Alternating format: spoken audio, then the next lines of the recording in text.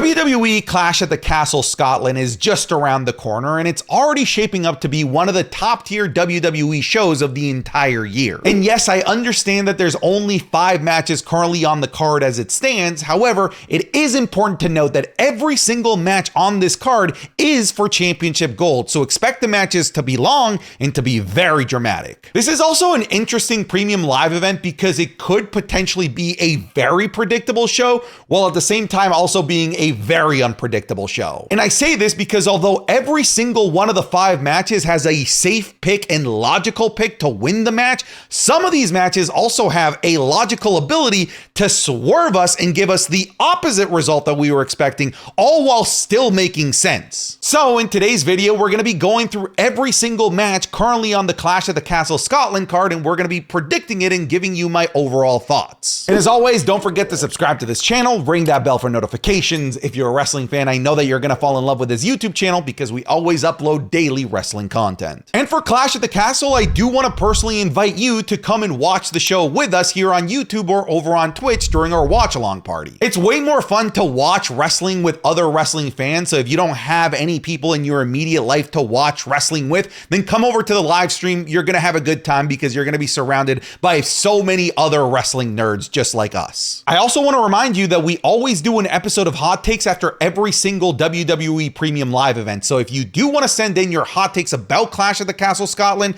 make sure that you're following me on X. I'm going to ask for your hot take on there immediately after the show ends. All right, that's enough housekeeping. Let's jump into the predictions. Before we jump into the matches, I want to talk about my expectations for the crowd because I'm going to be honest with you, my expectations are incredibly high. And I do think that the Glasgow crowd is going to come out swinging because they know that the bar is set very high by Leon France, and I'm sure that they're going to do everything in their power to try and top them. But unlike the Leon France crowd, this crowd has something extra that can help boost them to potentially dethrone the Leon crowd as the greatest crowd in professional wrestling history. And that is that they don't have 1, not 2, but 3 Scots in championship matches during this show. So obviously there's going to be a lot of home country sentiment for many of these matches. But on top of that, the creme de la creme, Drew McIntyre, is from Glasgow. Not only are they getting several countrymen, but they're getting an actual Glasgow fella in a main event. So I think that they're going to be loud for so many of these matches, but they could potentially be a legendary level of loud for the Drew McIntyre match. Plus, Scots are already crazy as it is, so I am expecting a lot from the Scottish crowd, so please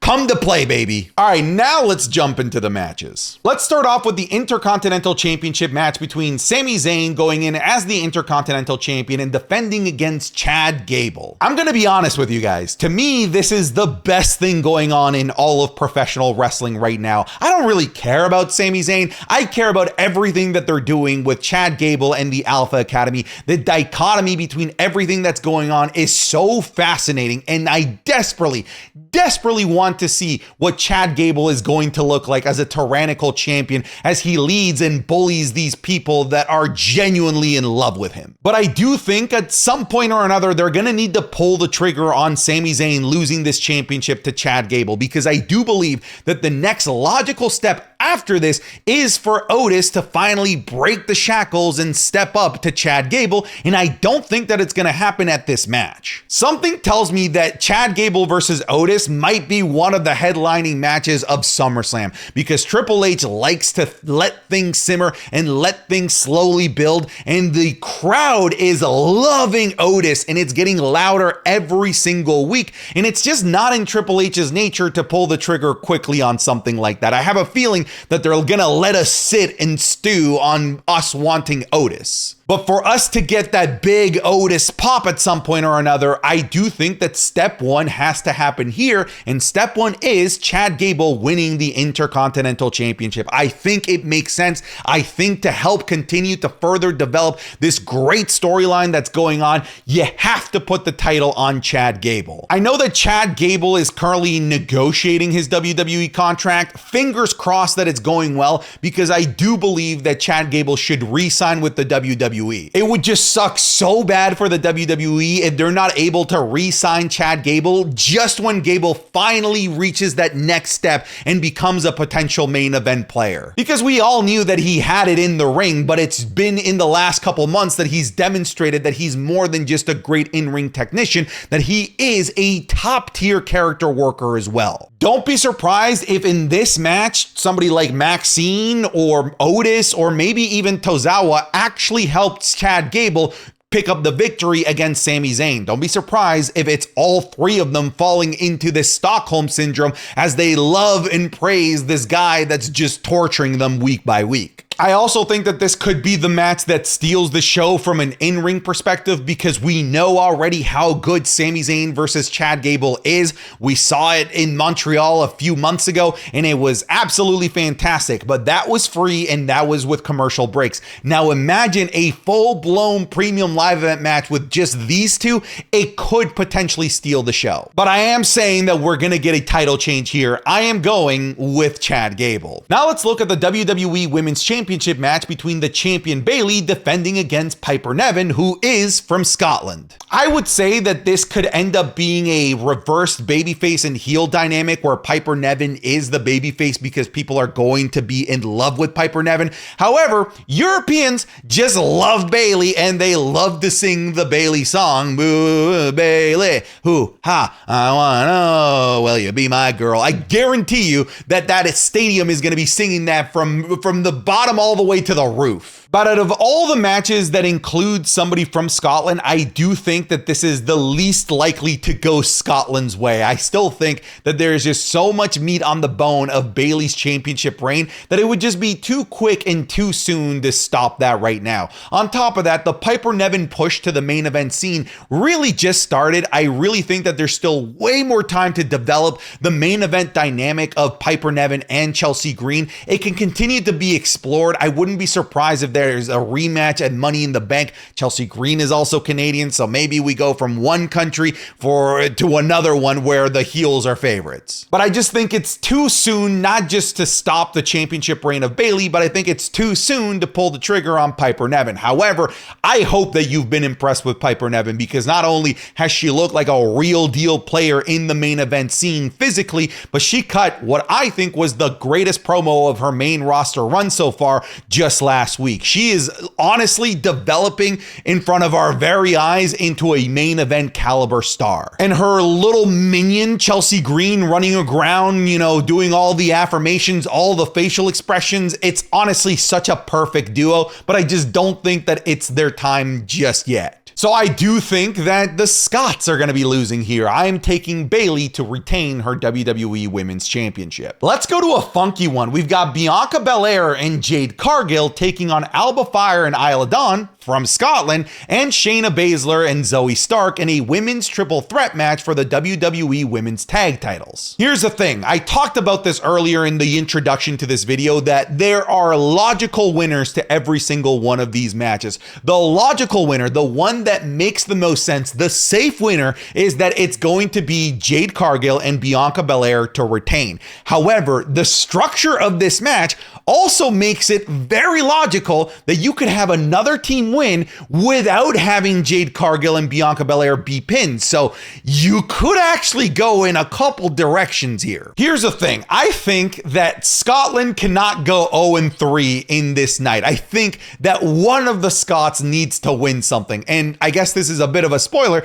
I think Drew McIntyre might be getting screwed. So we need at least one of these Scottish WWE superstars to walk out with a title, considering there's 3 title matches with Scots involved. And believe it or not, I'm actually taking Alba Fyre and Isla Dawn to walk out as the WWE Women's Tag Titles because this can set up so many things. One of the concerns that a lot of people have is how the hell are you ever going to take the titles off of Bianca Belair and Jade Cargill? It's either they implode on one another or they lose in some way that they can't control. And ladies and gentlemen, we are now in a scenario where they can lose the titles in a way that they cannot control, because it's possible that Alba Fyre and Isla Dawn walk out as the champions by pinning one of Zoe Stark and Shayna Baszler. And if you want to get really fun with it, you can start to plant the seeds of the feud between Bianca Belair and Jade Cargill if you want to, by them accidentally maybe having a miscue that allows Alba Fire and Isla Dawn to pick up the victory against Shayna and Zoe. So the logical answer, and the one that if you're a betting man or woman you should go with, is probably Jade Cargill and Bianca Belair. However,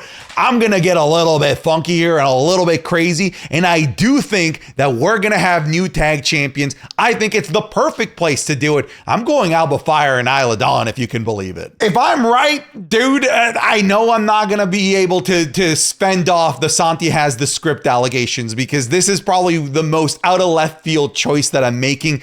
It seems bizarre to think that Jade and Bianca aren't walking out as champions, but I just think that the solution is there. Like, I do believe that it is logical and it makes sense for a team not named Jade and Bianca to walk out as tag champs. Now let's look at the I Quit match for the WWE Undisputed Championship between Cody Rhodes going in as the champion against the retired AJ Styles. I've been really digging this storyline. I love the fake retirement angle. I loved AJ Styles repeating Batista's line of "Give me what I want." And although this has been a very predictable feud that we know Cody Rhodes is going to come out on top of, it's still been very good and very fun. I know that at this point I've been beating this like a dead horse, but can I just say it one last time? Just because it's predictable doesn't mean that it's going to be bad. Because yes, Cody Rhodes is 1,000% winning this. There is a 0% chance that Cody Rhodes loses this. Not only is he the logical choice to win this, but they just made a match stipulation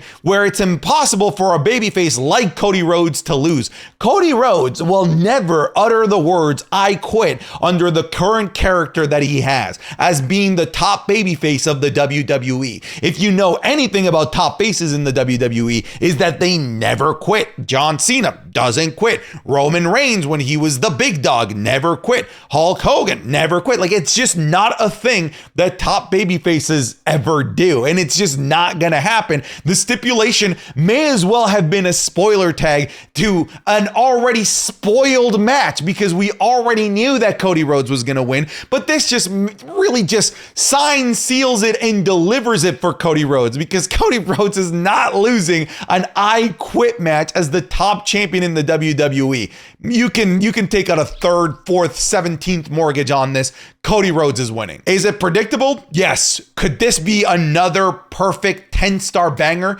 You're goddamn right. I think that this match is going to be absolutely fantastic, and I wouldn't be surprised if there's some outside interference here as well. Since this match is predictable, I guess I'll predict some of the outside interference just for fun. I think that the Good Brothers are going to come out and interfere, and I think that Jey Uso is going to come out and even the odds. Why not? We can come back after the show to see if I was right about Jey Uso. And last and definitely not least, we have the main event of the evening, that being Damian Priest going in as the World Heavyweight Champion against Drew McIntyre. And yes, this should be the match that closes the show. I understand that Cody Rhodes is the big undisputed champion. That's the belt that matters the most. I get it. But in this circumstance, it needs to be the Drew McIntyre match that closes. I already kind of spoiled this. I don't think that Drew McIntyre is walking out as the World Heavyweight Champion. I do believe that there is something that's going to happen that is going to cause Drew McIntyre to lose. Now, in the most recent episode of Monday Night Raw, they had a match between Finn Balor and Drew McIntyre, where if Drew McIntyre won, the members of Judgment Day would be barred from ringside, and Drew McIntyre did win, so don't expect any members of Judgment Day to be involved. However, just because members of Judgment Day can't be involved doesn't mean that CM Punk can't go in with a hood out of a Solo Sikoa and screw over Drew McIntyre. Look,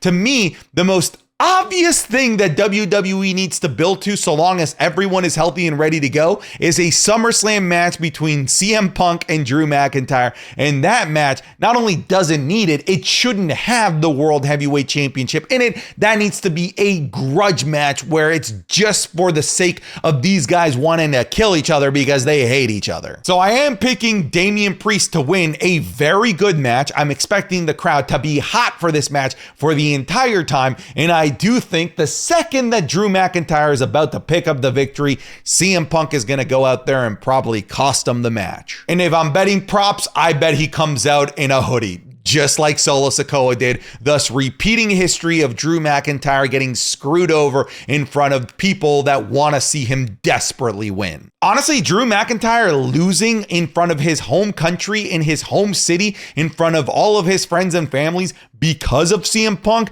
is just such a perfect catalyst to have just this blood feud between Drew McIntyre and CM Punk. It already feels that way. Now, if you add this as another motivating factor for Drew McIntyre, that's going to be a legendary feud. Some predictions that I'm seeing that I do think kind of make sense is for Drew McIntyre to win so that the Glasgow crowd can be happy, and then for him to lose at Money in the Bank again with somebody cashing in on him again. But I'm going to go with the other choice. I'm going to go with the safe route here because a lot of people do have Damian Priest walking out as the champion, and a lot of people probably have the same idea in mind, which is CM Punk getting involved in some way, shape, or form. All right, folks, thank you so much for watching this video. I cannot wait for Clash at the Castle. Again, check out the links down below if you want to come over to the live streams, but that's it. I'm done. Get out of here.